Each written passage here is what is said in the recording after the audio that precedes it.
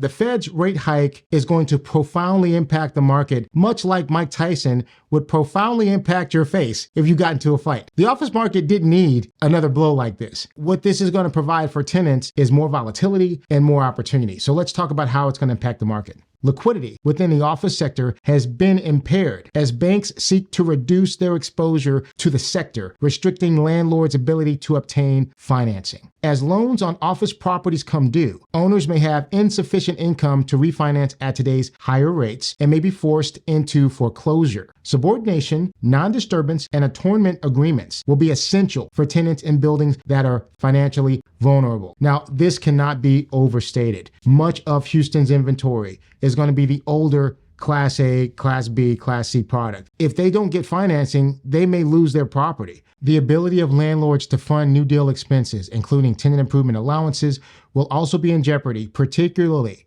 as the cost of construction remains at historical highs. Despite daunting conditions in the financial markets and broader economy, tenants still hold strong leverage today due to high vacancy rates, an abundance of sublease space, and limited competition among other groups with active space requirements. The landlords that are well-positioned and able to get financing will be in a superior position.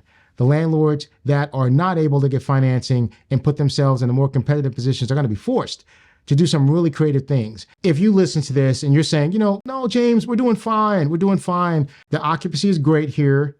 Rents are still going up. They're still signing deals at increases. So I don't think this applies to my building. Here's my counterpoint to that. Everyone that I've been dealing with has been downsizing in space. And if you look at my previous posts, I talk about all the Fortune 500 companies that have been downsizing. And the smaller businesses that I've been dealing with have been doing that for years anyway.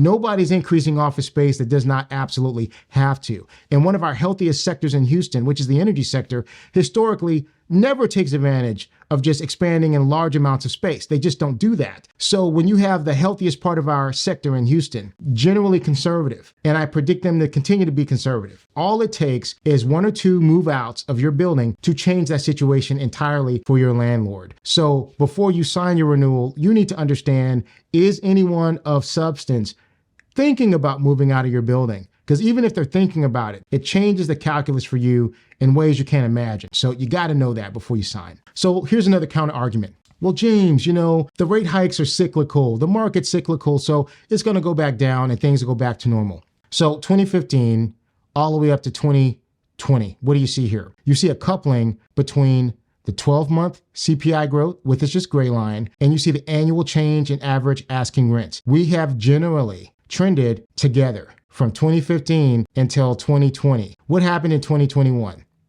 You got to see a decoupling of this. Does it mean that it's never going to change? No, it doesn't. If you take a position on where you think the market's going to go, eventually you will be right. But the people that make money in markets and people that take advantage of opportunities in this market are people that can use data to more accurately predict windows of opportunity. And what I'm sharing here and what my argument is that your window of opportunity is greater now, and it will remain greater for the foreseeable future. When that changes, I cannot predict, but it ain't happening next year. That's my take on it. Here's another counter argument. James, this doesn't affect our space. I'm in a Class A+ building. I got a renewal. It seems fair to me, and I think that we got a fair deal. Let me tell you this. No one's going to stop you from signing an above market deal. And if your landlord has given you a proposal and you haven't made significant changes to that, I'm betting that you got an above market deal here. As a special thanks for making it to the end of this video, I have a sub-market report for you. So if you're in the Woodlands, if you're downtown, if you're in Sugarland, Pearland, you name it, just type report in the comment section. I will send you a sub-market report so you could take a look at what's going on in your neck of the woods. All right, insiders, that's all I got this week, but thank you so much for watching, and we'll see you next week.